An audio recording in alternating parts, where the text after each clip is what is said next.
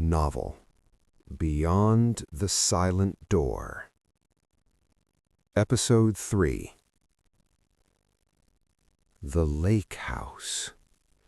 Arnab uttered the words slowly, as if tasting them on his tongue. But the words weren't new to him. On the contrary, the problem was the opposite. They were intensely familiar, yet he couldn't remember why. Riddhi stood holding the locket. Her fingers were trembling so much that the metal cover kept clicking shut with a tiny sound. Tick, tick, tick. Silence descended once again inside the bedroom. But that silence was no longer natural.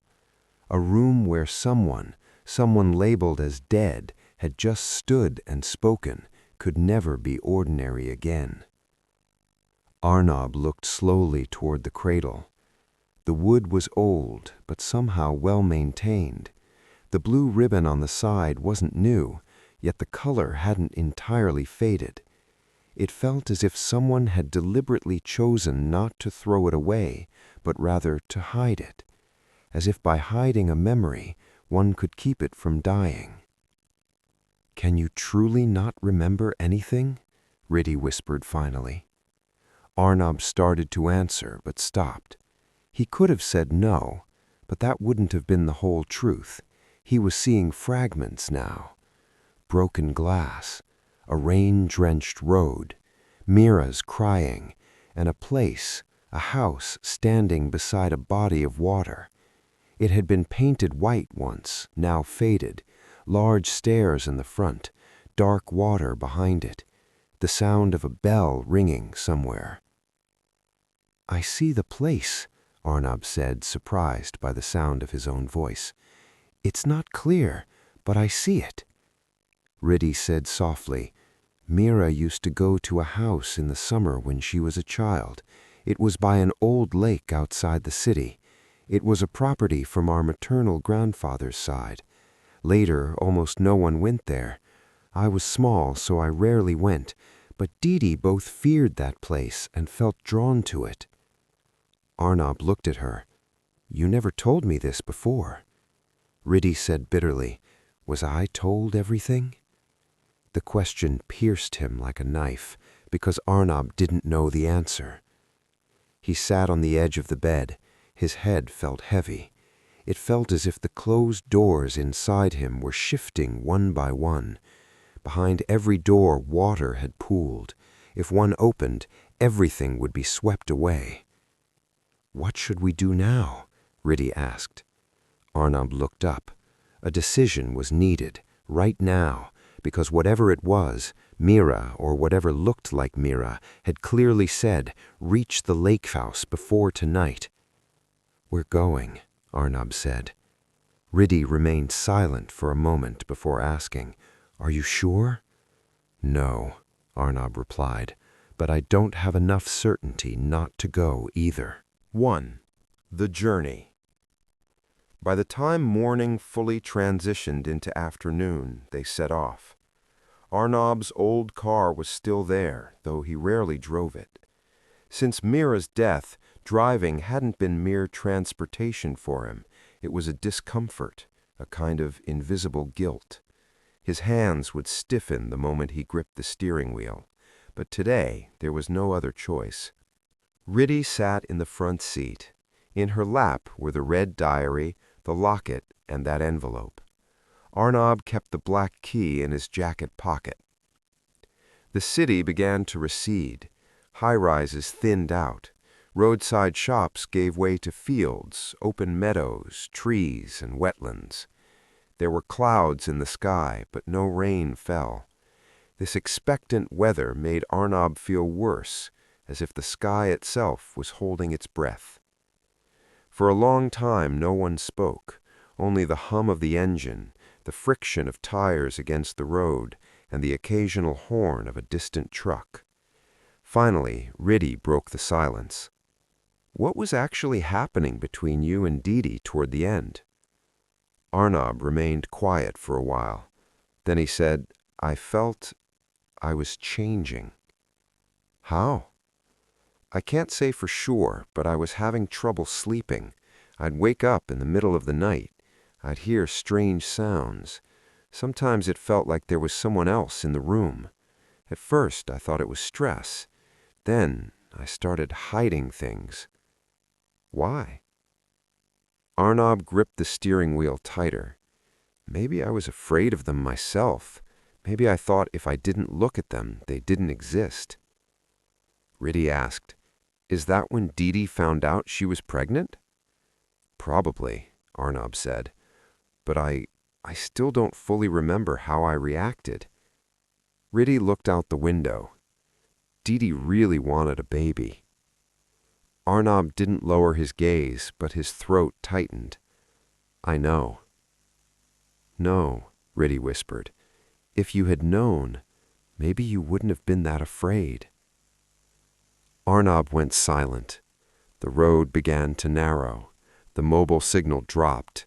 The familiar rhythm of the city vanished, replaced by an old region where time seemed to move slowly. Broken pumps, closed cinema halls, tea stalls by ponds, and ancient banyan trees hugging school walls. Occasionally, Arnab felt he had traveled this path before, not just once, repeatedly. A sudden image flashed in Arnab's mind. Meera sitting in the passenger seat, a map in her hand, hair flying in the wind through the window. She was laughing, saying, "You lose your way, but somehow you reach the destination." The image vanished. Arnab slammed on the brakes. The car lurched to a halt. Riddhi leaned forward, but steadied herself. What happened? Arnab was staring ahead. In the middle of the road, a little distance away, stood a small boy, no older than 6 or 7. His back was turned, a blue shirt, bare feet. Riddhi clutched her own hands. "Did you see him?" Arnab nodded slowly. "Yes." "Is it Neil?" No sound came from Arnab's throat. He started the car again. 2. The arrival. They arrived toward late afternoon. The lake house really existed. It was even more desolate in reality than Arnab had imagined. A narrow dirt road ended at a rusty, broken iron gate. A plaque on the gate was corroded, half the letters erased. Yet it was clear that this had once been an aristocratic home. Inside the gate was a massive courtyard with wild grass, weeds, and moss on either side. A gravel path in the middle stopped at the foot of the main stairs. The house was 2 stories tall. The white paint on the walls had peeled away, turning a grayish green. The window wood had swollen from the damp. Bird nests clung to the eaves of the roof. And right behind the house was the lake, unnaturally still, black water. The wind blew, but there were almost no ripples in the water. Riddhi stood still for a moment after getting out of the car. There was a clear unease in her eyes. "I can remember the place," she said, "but it didn't feel like this." Arnab said softly, "A place changes when it becomes empty." The gate made a harsh grating sound as they pushed it. The sound echoed across the courtyard and struck the house. It felt as if the house had heard them. As they climbed the front stairs, Arnab's heart began to race. Why? Fear or memory? The main door was ajar. They looked at each other. No one spoke. As Arnab placed his hand on the door, it opened a little further on its own. A cold, damp, musty smell drifted out. Wood, mold, old clothes, and the deep, stagnant scent of trapped water. "Hello?" Riddhi called. No answer. They stepped inside. First was a large hall. The chandelier was covered in dust. The old mosaic floor was cracked in many places. Several pieces of furniture were covered in white sheets, looking like shrouded corpses. To the left, stairs led upstairs. To the right, a corridor. Arnab took a step and stopped. On the wall ahead hung a massive oil painting. A woman, perhaps in her late 30s. Her eyes were unnaturally lifelike, a dark blue stone necklace around her neck, hands resting on her lap. Her features held a shadow of Meera, but not entirely. It was a blood inheritance. Riddhi whispered, "That's Nandita Dey, our great-grandmother's sister. Didi used to be afraid of this picture when she was a child." "Why?" Before Riddhi could answer, a sound came from above the stairs. Thump. Then another. Thump. As if small feet were falling on the wood. Both looked upward. No one was there, but the sound didn't stop. It ran from one end of the upper corridor to the other. Thump, thump, thump, thump. Riddhi whispered in a trembling voice, "Did we truly enter the house?" Arnab said very softly, "Maybe we were allowed in long ago."